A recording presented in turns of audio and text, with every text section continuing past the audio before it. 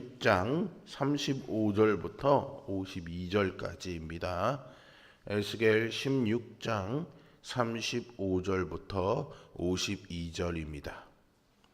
그러므로 너 음녀야, 여호와의 말씀을 들을지어다. 주 여호와께서 이같이 말씀하셨느니라. 네가 네 누추한 것을 쏟으며 네 정든 자와 행음함으로 벗은 몸을 드러내며 또 가증한 우상을 위하며 네 자녀의 피를 그 우상에게 드렸은즉 내가 너의 즐거워하는 정든 자와 사랑하던 모든 자와 미워하던 모든 자를 모으되 사방에서 모아 너를 대적하게 할 것이요 또 내 벗은 몸을 그 앞에 드러내 그들이 그것을 다 보게 할 것이며 내가 또 간음하고 사람의 피를 흘리는 여인을 심판함같이 너를 심판하여 진노의 피와 질투의 피를 내게 돌리고 내가 또 너를 그들의 손에 넘기리니 그들이 내 누각을 헐며 내 높은 대를 부수며 내 의복을 벗기고 내 장식품을 빼앗고 내 몸을 벌거벗겨 버려두며 무리를 데리고 와서 너를 돌로 치며 칼로 찌르며 불로 내 집들을 사르고 여러 여인의 목전에서 너를 벌할지라. 내가 너에게 곧 음행을 거치게 하리니 네가 다시는 값을 주지 아니하리라. 그리한즉 나는 네게 대한 내 분노가 그치며 내 질투가 내게서 떠나고 마음이 평안하여 다시는 노하지 아니하리라. 네가 어렸을 때를 기억하지 아니하고 이 모든 일로 나를 분노하게 하였은즉 내가 네 행위대로 내 머리에 보응하리니 네가 이 음란과 내 모든 가증한 일을 다시는 행하지 아니하리라. 주 여호와의 말씀이니라. 속담을 말하는 자마다 네게 대하여 속담을 말하기를 어머니가 그러하면은 딸도 그러하다 하리라. 너는 그 남편과 자녀를 싫어한 어머니의 딸이요 너는 그 남편과 자녀를 싫어한 형의 동생이로다. 내 어머니는 햇사람이요 내 아버지는 아모리 사람이며 내 형은 그 딸들과 함께 내 왼쪽에 거주하는 사마리아요 내 아우는 그 딸들과 함께 내 오른쪽에 거주하는 소돔이라. 네가 그들의 행위대로만 행하지 아니하며 그 가증한 대로만 행하지 아니하고 그것을 적게 여겨서 내 모든 행위가 그보다 더욱 부패하였도다. 주 여호와의 말씀이니라. 내가 나의 삶을 두고 맹세하노니 내 아우 소돔 곧 그와 그의 딸들은 너와 내 딸들의 행위같이 행하지 아니하였느니라. 내 아우 소돔의 죄악은 이러하니 그와 그의 딸들에게 교만함과 음식물의 풍족함과 태평함이 있음이며 또 그가 가난하고 궁핍한 자를 도와주지 아니하며 거만하여 가증한 일을 내 앞에서 행하였음이라. 그러므로 내가 보고 곧 그들을 없이 하였느니라. 사마리아는 내 죄의 절반도 범하지 아니하였느니라. 내가 그들보다 가증한 일을 심히 행하였으므로 내 모든 가증한 행위로 내 형과 아우를 의롭게 하였느니라. 내가 내 형과 아우를 유리하게 판단하였은즉 너도 내 수치를 담당할지니라. 네가 그들보다 더욱 가증한 죄를 범함으로 그들이 너보다 의롭게 되었나니 네가 내 형과 아우를 의롭게 하였은즉 너는 놀라며 내 수치를 담당할지니라. 아멘. 하나님께서는 이스라엘의 죄악을 지적하시면서 심판을 선언하십니다. 하나님은 버려진 아이와 같은 이스라엘을 거두어서 양육하시고 아름다운 신부로 삼으셨지만 이스라엘이 은혜를 잊어버리고 우상 숭배와 음행으로 하나님을 배신했습니다. 이에 하나님은 그들의 수치를 드러내시고 주변 나라들을 통해서 심판하실 것을 예고하시죠. 사람의 비교는 종종 열등감이나 반대로 교만을 낳지만 하나님의 비교는 죄를 자각시켜 회개로 이끕니다. 본문에서 하나님은 이스라엘의 죄를 소돔과 사마리아의 죄와 비교하심으로 예루살렘이 얼마나 깊은 타락에 빠졌는지를 깨닫게 하십니다. 이는 정죄를 통한 비교가 아니라 은혜에 대한 책임을 직시하게 하는 거룩한 책망입니다. 예루살렘은 하나님과의 언약을 버리고 우상 숭배와 도덕적 타락에 빠졌습니다.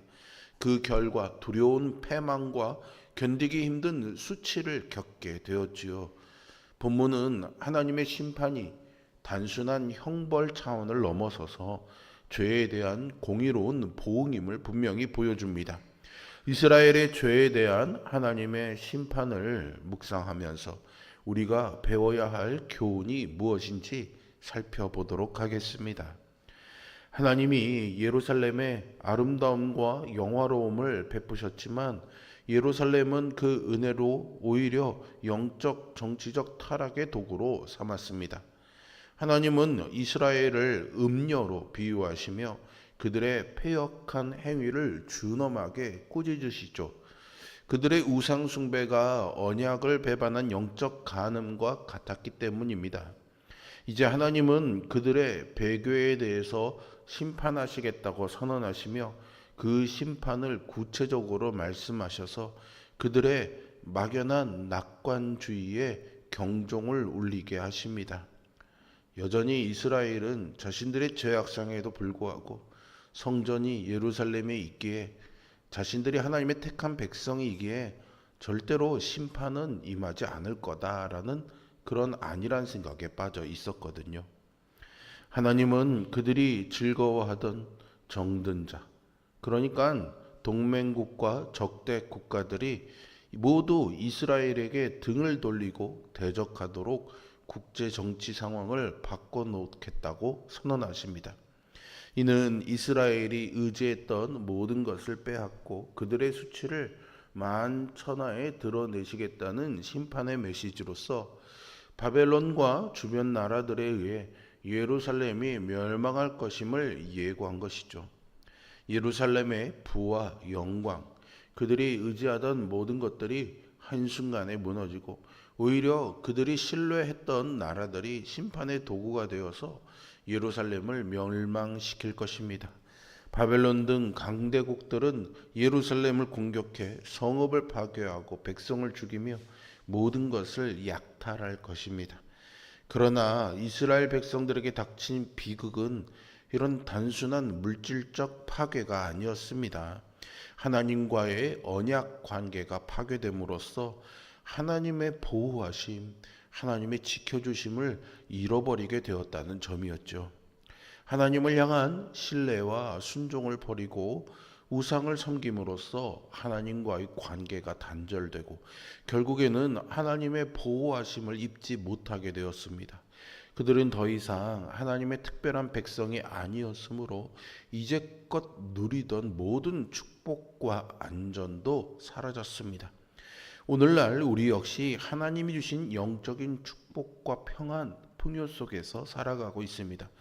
그러나 우리가 누리는 이 모든 복이 교만의 근원이 되어 마치 우리가 그것을 누리는 것이 당연한 권리인 양 여기고 있는 것은 아닌지 돌아봐야 하겠습니다. 은혜를 잊은 자들이 맞이할 필연적인 결과를 기억하며 하나님과 맺은 특별한 언약의 정체성을 지키고 그분의 말씀에 철저히 순종하는 삶을 살아가는 우리 모두가 되기를 바랍니다. 이제 38절 이후에 언급되고 있는 심판의 방식과 형식은요, 마치 간음하고 살인한 자를 율법에 따라 처벌하는 것과 비슷해 보입니다. 이스라엘의 행악이 하나님의 법도에서 근본적으로 벗어나 있음을 쉽게 알 수 있습니다. 하나님의 은혜를 잊어버리고 음란한 배교를 행한 이스라엘의 심판이 실행되고서야 하나님의 분노가 그칠 것입니다. 하나님의 은혜를 잊고 죄악에 빠지는 결과는 철저한 심판임을 우리는 깨달아야 하겠습니다. 우리는 하나님의 은혜를 당연하게 여기고 세상의 쾌락과 물질에 의지하며 살아갈 때가 많습니다. 이러한 삶은 결국 하나님의 심판을 불러올 수밖에 없음을 깨닫고 늘 깨어 하늘의 법도를 따라 성결한 삶을 살아야 하겠습니다. 하나님은 이스라엘의 죄악이 얼마나 심각한지를 44절부터 주변 나라들과 비교하며 분명하게 드러내십니다. 먼저 어머니가 그러하면 딸도 그러하다라는 속담처럼 그들의 패역함이 이방 민족과 다를 바 없음을 지적하시죠. 하나님은 예루살렘의 죄악을 소돔과 사마리아의 죄와 비교하시면서 사마리아와 소돔을 이스라엘의 형제로 의인화해서 예루살렘이 오히려 더 크고 무거운 죄를 저질렀다고 47절에서 단언하십니다. 소돔은 교만과 무정함으로, 사마리아는 우상 숭배로 멸망했지만 예루살렘은 이들보다 더 부패해서 소돔과 사마리아가 오히려 의롭게 보일 정도라고 책망하시죠. 소돔이 행한 가증한 일들은 이스라엘이 행한 것의 절반도 되지 않는다고 꾸짖으십니다. 이스라엘의 죄악이 얼마나 극악했는지를 알 수 있죠.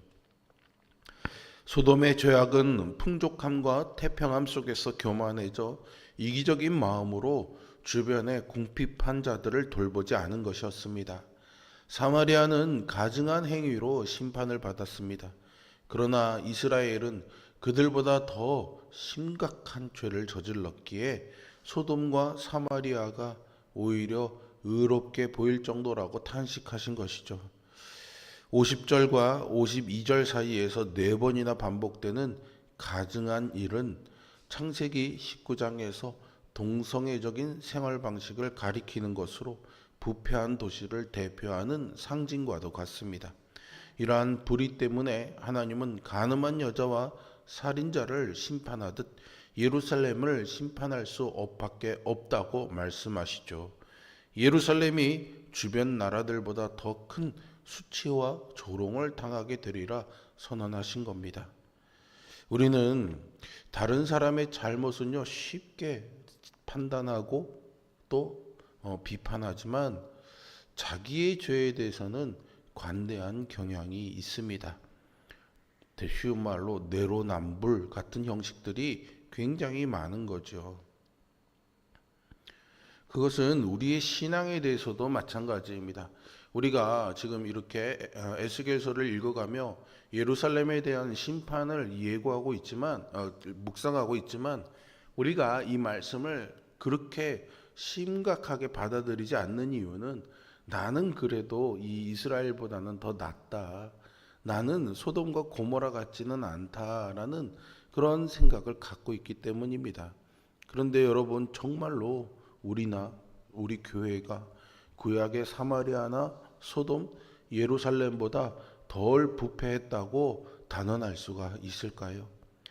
오히려 세상이 더 의로워 보일 정도로 부패한 교회가 이 땅에 없을까요? 우리는 두려운 마음으로 스스로를 돌아보고 겸손한 마음으로 회개해 세상 가운데서도 절대로 부끄럽지 않을 순결한 삶을 살아가야 하겠습니다. 물론 우리도 실수하고 또 실패하고 죄악을 저지를 수 있습니다. 그러나 그렇지 않기를 바라는 마음을 끝까지 지키며 살아가는 것은 중요합니다. 왜냐하면 은밀한 죄악이 낱낱이 드러나 공개적으로 멸시와 조롱을 받게 될 날이 반드시 오게 될 것이기 때문이죠. 단순한 물질적 패망에 그치지 않은 깊은 부끄러움과 수치가 예루살렘과 같이 우리에게도 임할 것입니다. 죄가 우리의 삶에 얼마나 무서운 영향력을 끼치는지 오늘 우리는 이 예루살렘의 모습을 보며 다시금 깨닫게 됩니다. 그런데 우리가 당해야 할 이런 수치와 부끄러움을요, 예수님께서 십자가에서 대신 당하셨습니다. 엊그제 주일날 오전에 나눈 말씀처럼 십자가로 값을 치르신 거죠. 예수님이 모든 조롱과 멸시, 죄에 대한 값을 우리를 대신해서 십자가에서 짊어지셨습니다. 그러므로 우리는 그 사랑과 희생을 잊지 말아야 합니다. 그 은혜에 합당한 삶을 살아야 하겠죠. 왕후에서 음녀로 떨어진 예루살렘의 모습은 은혜를 잊은 자의 말로가 얼마나 처참한지를 보여줍니다. 우리는 하나님께서 우리의 타락을 이렇게 보고 계신다는 사실을, 그러나 또 회개의 길을 열어주신다는 사실을 기억해야 합니다. 은혜를 잊으면요 누구나 무너질 수 있습니다.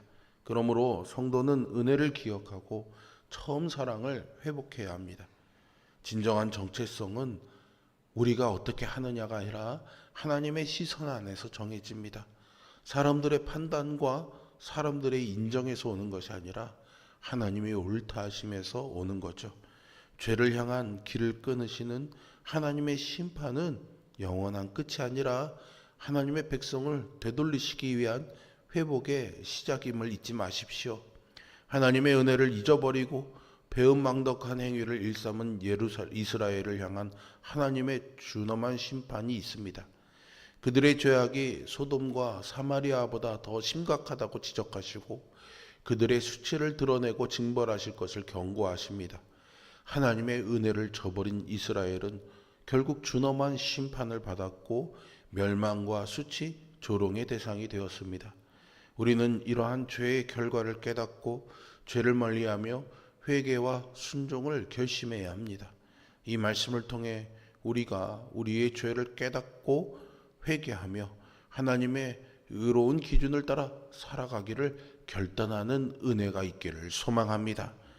우리를 위해 형벌을 감당하신 예수님의 은혜를 잊지 마시고 하나님 보시기에 부끄럽지 않은 삶을 그 은혜에 감사함으로 살아 거룩한 삶을 사는 성도가 되시기를 주님의 이름으로 축원드립니다. 기도하겠습니다. 사랑과 은혜가 풍성하신 아버지 하나님, 본질상 진노의 자녀요 하나님의 심판의 대상이었던 우리들을 구원하시려고 회복의 길을 여시고 예수님의 십자가로 인해 돌아올 길을 열어주시니 감사와 찬양을 드립니다.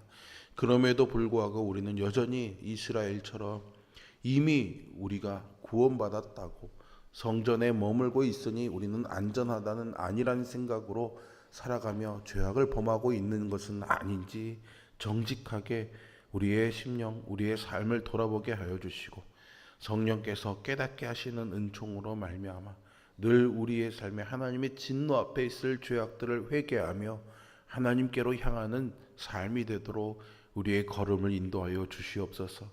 오늘도 우리 안에 부패하고 죄악으로 인한 그런 어둠의 죄의 것들을 다 예수님의 보혈로 깨끗하게 씻겨내 주시고 정직한 마음, 순결한 마음을 우리 안에 창조하여 주시어서 하나님의 자녀답게 살도록 우리를 이끌어 주옵소서. 오늘도 하나님의 동행하심과 인도하심이 늘 우리와 함께 머물기를 소망하오며 예수 그리스도의 이름으로 기도합니다. 아멘.